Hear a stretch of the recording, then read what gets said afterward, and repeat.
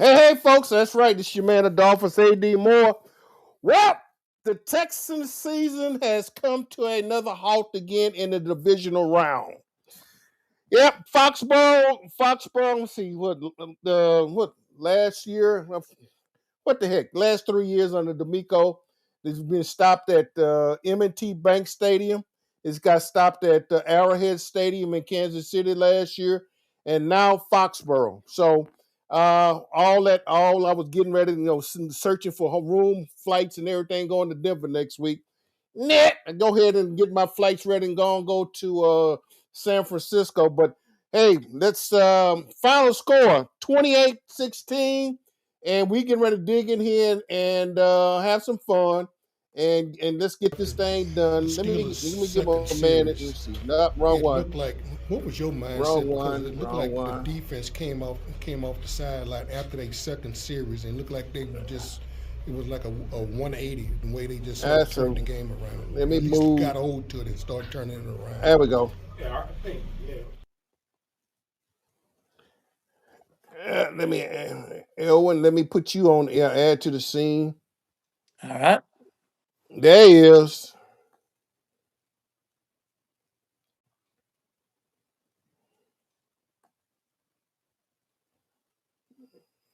There you go. All right. Hey, yes. That distraught looking gentleman. Oh my. Hey, you messed with me by my hat last week in Pittsburgh because it was a Yeah. gold cap. So I'm put this black one on, and now it's not because of the season ended. I just happened to came from church, came from church, had it on, and what the heck. So anyway, uh, Texas go down to the New England Patriots. Too many turnovers, guys. It's entirely too many turnovers. The defense was able to pull them out last week. You got a total of if my math is correct, and I did take algebra 1 and algebra 2 in geometry, but I think if I remember correctly, I think Texas between last week and this week, you're looking at about 7 turnovers. Four pass interceptions by CJ today, 2 fumble snaps, and another interception last week. So 5 interceptions, 2 fumble snaps, a lot of turnovers, a lot of things. You cannot. You're not gonna play winning football with that type of. No. I don't care. I don't care if, and I think this is probably one of the best defenses that the Texans or anybody will see in the NFL. Hmm. Uh, I don't have a problem saying they remind me of the '85 Bears. I don't have a problem saying, Coach, the '85 Bears won the Super Bowl. But I mean, from a defensive perspective, and what they've been able to do. But and I think 2 weeks ago a couple of weeks ago in Los Angeles, when after they played the Chargers, I know D'Amico made mention of the fact that the Chargers made a game out of some things that they shouldn't have happened. But be candid with you, he rested the starter because Jacksonville had won, and bye bye bye bye Hmm. bye. Anyway, the guys I thought done remarkably well under the circumstances. And so for that, hey, season's over. Initial comments, Elwin. Well, a couple of things are just very, very disappointing, I think, to all of us. Last week, saw CJ have trouble holding on to the ball. And I think we thought, well, first wild card game on the road that he's faced, he'll be okay next week. Yep. Obviously, today, one of those turnovers was not his fault. But I think the real question here is what's happened to CJ Stroud? He is not the quarterback he was for the entire season, basically. I think part of that, certainly today, the fact that Trent Brown was out, then you get Titus Howard hurt. So you're without 2 starters on the offensive line. The protection was not any good, but he did not look confident to me at all in the first half. And just when it looked like they were going to get something going, then they have the interception and have to settle for the 3 points on the first drive of the second half. And it just seemed like it was one thing after another. I said this at the beginning of the season. And looking back over the season, even though we had a 10-game winning streak, I think it's still very apropos. I question, did we really improve offensive coordinators when we got rid of Bobby Slowak and added Nick Caley? Because even in the games where the team did well, a lot of those games we did well and won because the defense was playing so well. As I've heard so many commentators around the league say, as we got into the playoffs, the Texans offense mediocre at best pretty much the whole season. There's too many superstars out there on that field, and sure, we were without Nico Collins today. Dalton Schultz went out early, but I think the real problem is there's just not enough creativity from the offensive coordinator position. And I realize you got to get stability, but I still don't think Nick Caley is the answer. Uh, you know, I'm not necessarily going to disagree with you. I think really even at the 10-game winning streak with a lot of other things involved, I think the jury is still out. Yeah, I think the jury really is still out. I thought I saw flashes of some things that I like what they incorporated. Motion, a lot of some motion, a lot of different things, and getting CJ moving out the pocket and so forth. But the thing about it, I didn't see a consistency of it enough. no, I would see it, and then it was sort of like, okay, we put that on the shelf. And then, and I think, here's the deal. I think when the Texans got successful running the ball, you run the ball. I mean, and you know yep, what? Running the football is just basically boring. It's just lining up and knocking the hell out of the guy in front of it, and you picking up 6-7 yards, and you just keep matriculating ball down the field. God bless you, Hank Stram. yep, But the thing about it, when that is the case, now when you get stopped and when the pressure turns up, when you have turnovers, and then all of a sudden you got to turn the switch, you got to start being creative and got to do some other things. Yeah, I know Titus went out. I know Trent Brown couldn't make it today. I think Will Anderson exploited that rookie on the other side too. oh yeah, So like I tell folks, hey, everybody's getting a paycheck tomorrow. At least the playoff teams are getting a paycheck tomorrow. mhm, Okay, and so and everybody's not going to be happy with the results. No, I'm not. No, I'm not happy with the results.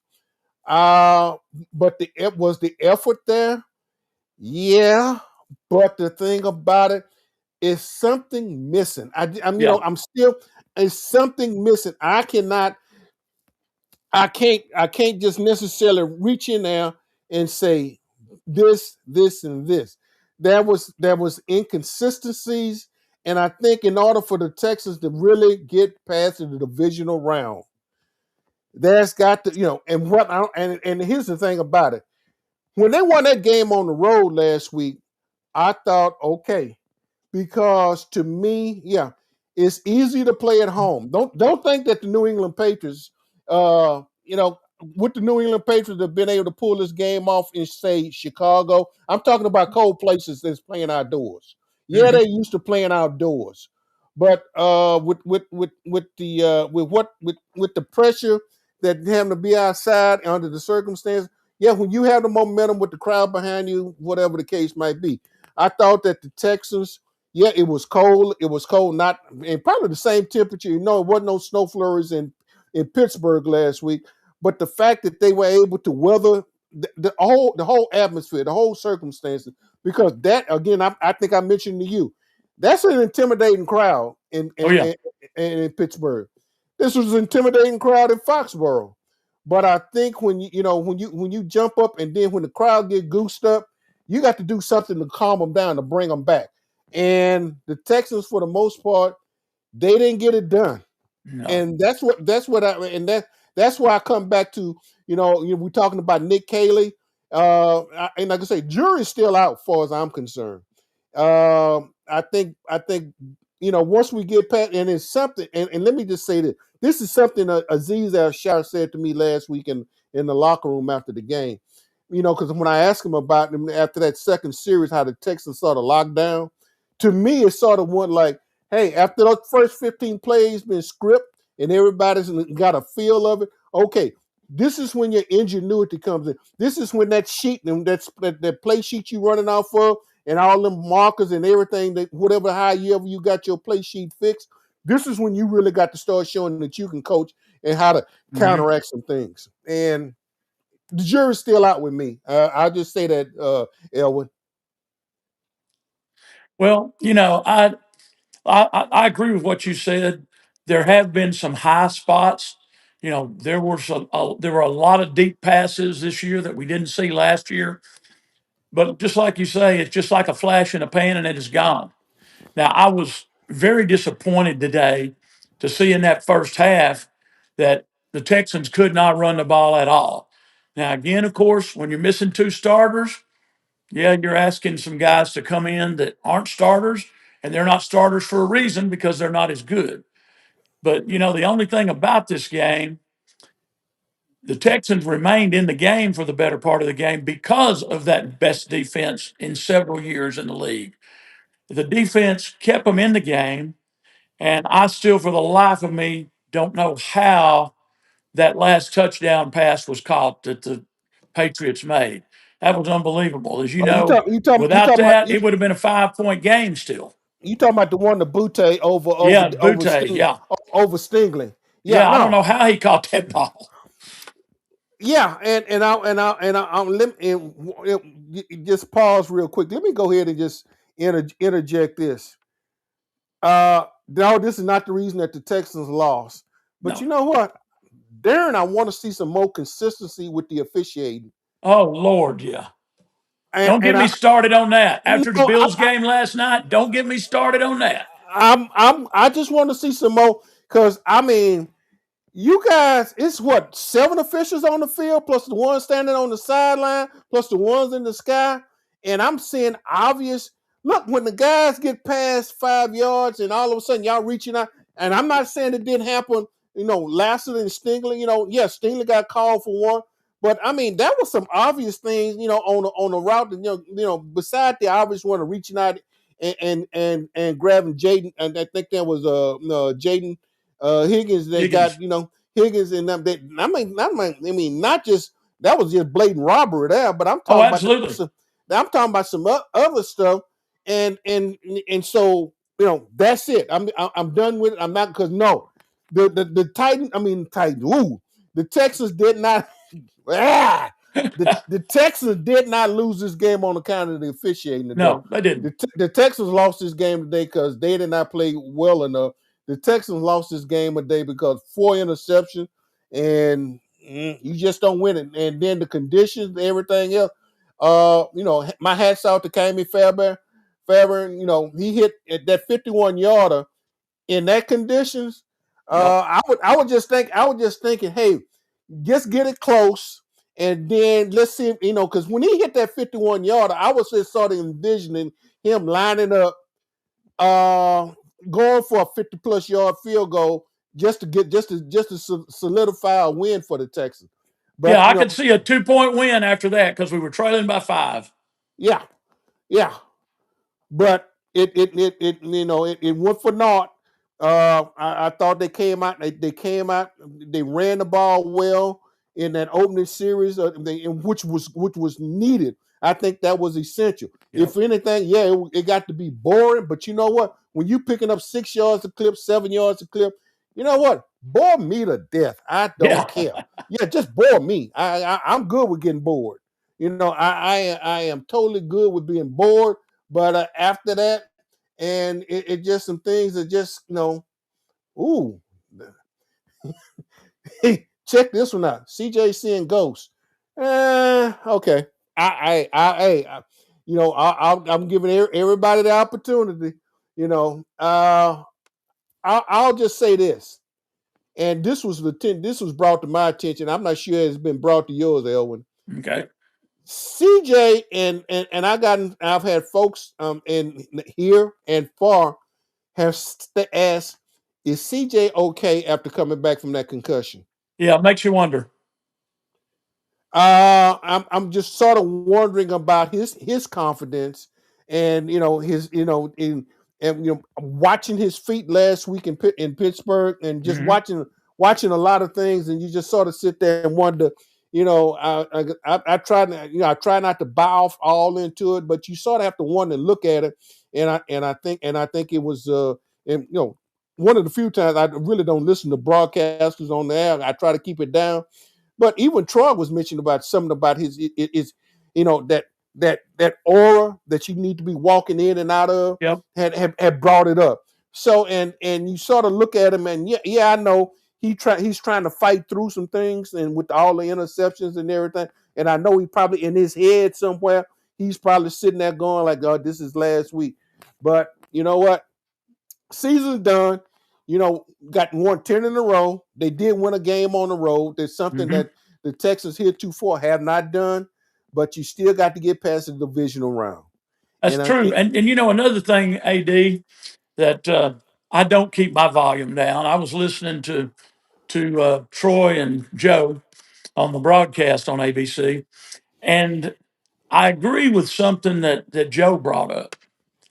You wonder if CJ's throwing hand was having a problem after he got his finger on his throwing hand hit on the helmet of one of the defensive players of the Patriots. It looked to me like he never had the proper grip on the ball after that. After they brought it up, I started watching it, and I think it was bothering him. They showed several times when he was walking off the field, fourth down, he would shake his hand. And I'm really wondering if he might not have maybe even cracked a bone or fractured a bone in one of his fingers that may have been affecting those passes some. I don't know. We might find out. I mean, it's just like last in Denver. We found out that hey, quarterback, got a Bo broken Nix. bone. Bo Nix, yeah. So we don't know. I mean, yeah, they mentioned that, but and the thing about it, I'm just sort of here's what, and I'm gonna bring this up, and I'm not trying to I'm just thinking out loud. I wonder how close did D'Amico come to actually bringing Davis Mills in there. You know what? You remember my buddy Mike Malarkey, Yeah, team photographer for the Giants for 47 seasons. He called me at halftime and he goes, "What do you think?" And I said, "I don't want to hurt CJ's confidence, but I honestly think if I'm D'Amico Ryans, I let Davis Mills go in for that first possession of the third quarter and let him see what he can do." But I do understand with that first drive of the third quarter, I do understand why D'Amico left him in because CJ did get confidence from that drive. yeah. But I think at the end of the third quarter, after that last turnover, I would have put Davis in and just to see what he could do. And I know a lot of people would say, "Oh, no, no, you don't want to do that. You're going to hurt CJ's confidence." Well, yeah, but the thing about it is, even if it hates or hurts his confidence, he's got all the offseason to get over it, and he'll be fine again come training camp and OTAs next year. And my buddy Mike Malarkey just texted me. I sent him the link. He's watching the podcast, and he texted me and he said CJ was having trouble before he got the finger hit, and that is true. He was struggling early on there too, no doubt about it. Just like he did in Pittsburgh. Well, hey, Mike, you know what? Good observation because I've seen Mike's work, and I know Mike. Have been introduced to him. I appreciate you, Mike. Watching, and that's a keen point because yeah, he was having issues. He had issues in Pittsburgh, Yep. and I think I don't know if I might have texted you even from up there. I was going like I'm not, I'm just sort of just things you win, but you still had some doubts. You had, Yep. like the hair standing on the back of your neck was still going like something's not right. Something's not right. So, like I say, I mentioned earlier, and I'll go back to I'll say the premise again. Jury's still out with me on Nick Haley, but you know what? He's coming back next year.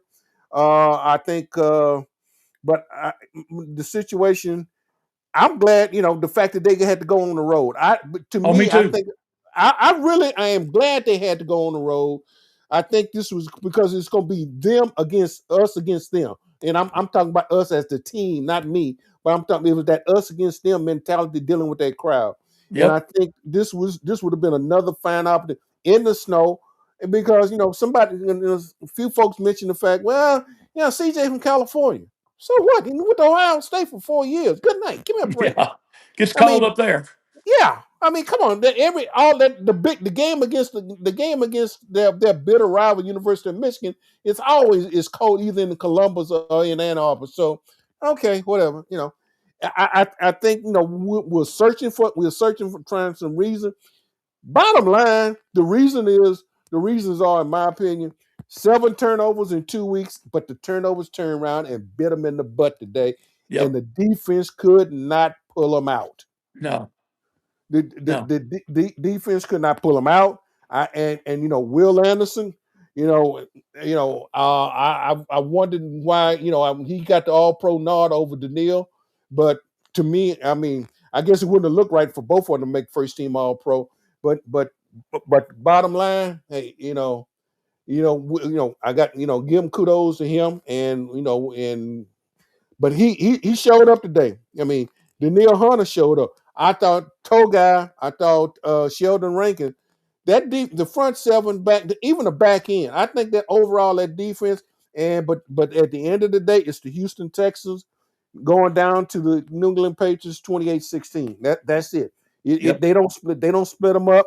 I thought that and really I tweeted this out when they down the ball inside the 4 yard line on the Patriots 4 yard line. Hmm. I was sitting there going like, okay, now I mean, special teams done what they needed to do. Let's go in here and get a turnover down here. Absolutely. We couldn't get the turnover right down there, but No. then all of a sudden they started slamming the ball in there, and all hey, the New England Patriots let their running game speak for them when they needed to, Hmm. because they moved that ball out from the 4 yard line and got it to midfield, for they had to turn it over. So you know that's, to me, that may not look good, but you know what? That's sound football. Oh They yeah. took their running game and pushed it out, and I said right then and there, I just said the defense had too many snaps. Yep. When you go back and count up the snaps, you have to look at it like that. You know, I agree. so And no matter how good the defense is, they can't stay on the field.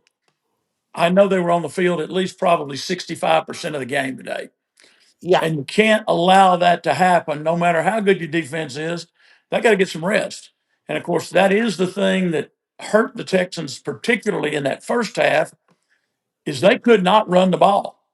And when they needed to run the ball, they couldn't run the ball. And of course, obviously, we've already talked about CJ, but had a really, really rough day. And even a lot of those passes that weren't potential turnovers, and as you and I both know, there could have easily been 3 or 4 more turnovers that were awfully close that weren't. But there were a lot of passes today where he just flat out missed a wide open receiver. And then there were 2 or 3 drops to where they could have gotten some major yardage if the receiver would have held onto the ball.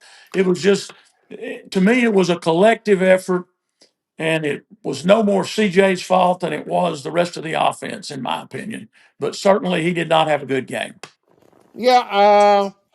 47 passes he attempted today. He only completed 18, was it? 20, 20. Okay. 20, 20. His quarterback rating, man. You probably need to go declare an emergency. Look at his quarterback rate. Oh, yeah, Be but I think the Patriots had a lot to do with it. I absolutely.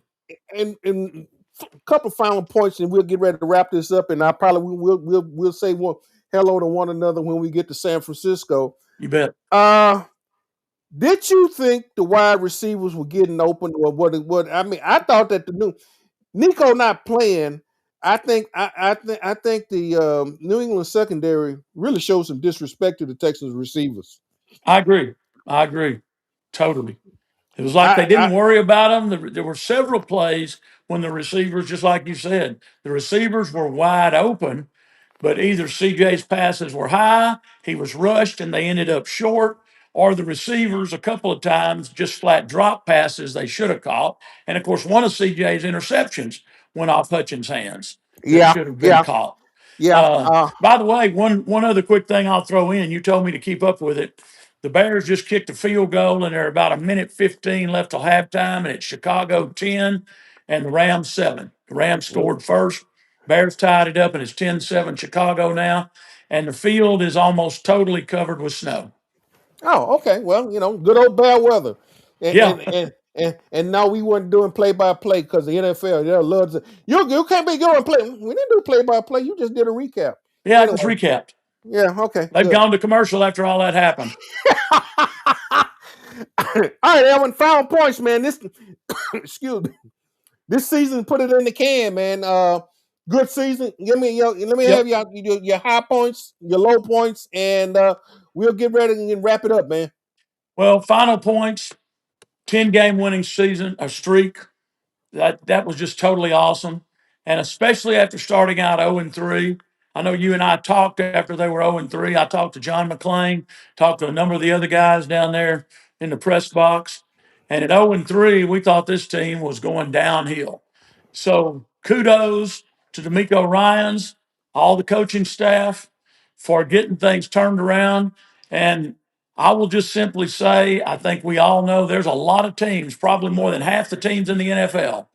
If they'd started out 0-3 like that, the head coach would have lost the locker room. D'Amico Ryans kept it together. D'Amico Ryans is a winner. I firmly believe they've got to, like you said, figure out what's going on with CJ in his head, get that squared away. I have not lost confidence in CJ. I still think he's a franchise quarterback, but they've got to get whatever's going on figured out and fixed. And obviously, we've still got some work to do on the offensive line. I think offensive line has to be a big key again in offseason, free agency, and the draft. Yeah, I concur wholeheartedly. They have got to go back and fix that offensive line. I think there's some. I think they had one piece. I think there are at least three good, three decent. I think Ariante Ursay, Ursay. I think he's a go. He's a get. We got a left tackle.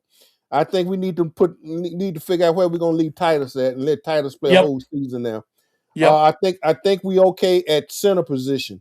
I think we got to figure out what we're gonna do at the right tackle and the other guard. I think Absolutely. I think Ed Ingram. I think he stepped in there. I think Ed can. I think Ed can. I think in fact we might have 4 spots already filled. I That's think the possible. right. Yeah. Yeah, I think it's possible. You got four positions already filled. I think they got to come back and figure out what they're going to do with the right tackle. I think. I think we got to figure out. I think Jalen Knowles and I think Jaden them. I think Knowles. I think we shown he could take the top off the defense. Oh, yeah. I think we need to go ahead and exploit the speed element when we can. And this is gonna be Nick Caley's development because he's gonna be back next year. CJ, I think he's gonna do some soul searching. Let him get whatever's been on this case. Let him figure out and get it out. Yeah, I Let him think get it there's out. one more thing, too, that concerns me, AD, and we hadn't addressed this. We know we've still got 7 head coaching positions that are left to be filled right now out there in the NFL. I'm afraid because of what this Texans defense has done this year, there is a strong possibility we could lose Matt Burt. Oh And yeah. then you got to come in and find another defensive coordinator to replace him. And as we all know, no matter how good you are as a defensive coordinator, when you get a new defensive coordinator, they're not going to keep it status quo. They're going to come in and bring what's been successful for them. And then you got to retrain your defensive players all over again. So we better say a little prayer. And I know he deserves a shot, but we better say a little prayer that we get to keep him at least one more year. Elwin, I'm gonna be candid with you. I think we may lose Matt Burke after this season. I do too. I do too. I'm just gonna be candid. I think, and I'm reason I'm saying it, and I applaud D'Amico Ryan for stepping back and putting it all in back. Now, trust me, D'Amico was all involved in that. But during the course of the game, Matt Burke's calling the plays, him and Yep. that whole rest of that defensive staff. And no, Matt, I guarantee you, Matt's getting ready to go on some coaching interviews now. I guarantee And you now that the yeah, season's season's over over for the with. Texans. Matt Burke is going. I think there's some other defensive personnel is going to go. Yeah. I think the offensive line. I think that situation. Let's come back and figure out what they're gonna do with the offensive line. Let's keep working on that. Those are some different things. We might lose Wright, the defensive line coach. There are several different guys and what they have done and what they have been able to show as their level of work. We could lose a few coaches. In fact, we could even lose Johnson, the quarterback coach. Yeah. I mean, so that's part of the league, and so we get ready, and maybe change is good. But like I say, I just personally think Matt might be gone after this season with the job that he's done, and especially when D'Amico finally put it all in his hand and let him go ahead and continue to call it during the course of the game. Anyway, man, appreciate it as always. Appreciate you. We'll hook it up when we get to San Francisco. I guess I need to go cancel my reservations in Denver now. Yeah, I reckon so. Well, Yeah, you I know guess my warped sense of humor. I got to throw this in, AD, so we can okay. All right, end with a go ahead. laugh.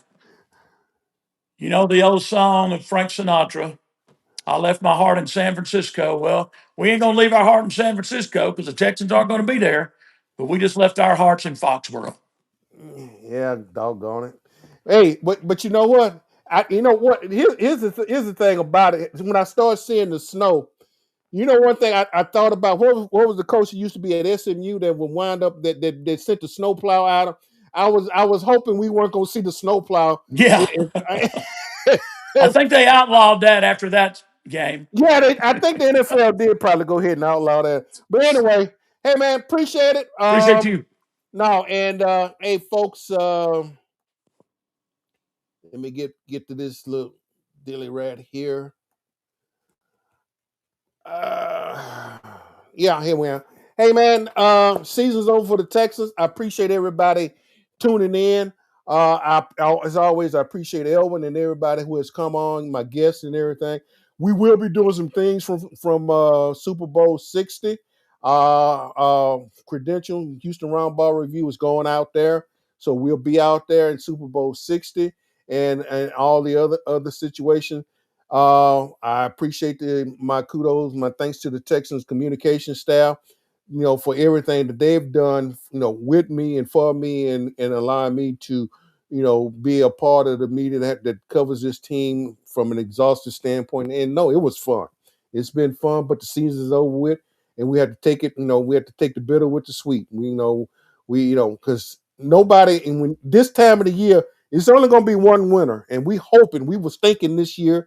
With the comeback that the Texans had this year, we were thinking and hoping that they will be the team that can go to Santa Clara, Super Bowl 60, get past this round, and really go play for an AFC championship. But it's not going to happen. So anyway, appreciate it. Thank you. You'll be notified. You'll be getting notifications off my sites ad _more64, Twitter, Instagram, AdMax Corner, and my Facebook and all the other things. Media will be announcements on. But anyway, thank you for the season. I really appreciate it. Thank you for the pluses. Even thank you for the minus. Thank you for the little nasty notes y'all left on some of my Instagram accounts. But I take it all in fun. I take it for what it's worth because you're entitled. The fact that you even paid attention to even send me some nasty notes. You know what? Maybe I just struck a nerve with you, so that's okay. If I struck a nerve with you, wait till the next time. I do more than strike a nerve. I might just hit a nerve. But anyway, hey folks, we're done. I'm out. Again, final score: Texas season is done. Foxborough, the train stops, the momentum stops. The New England Patriots 28, the Houston Texans 16. Texas will watch their uniforms tomorrow, and the New England Patriots will head to Mile High Stadium, Jarrett Stadium, and we'll see what's going to happen next week. I'll be getting ready. Now I'm going to go watch the rest of this game and figure out what's happening. Hey, folks, we done. I'm out. Let me hit the end button. Thank you again, and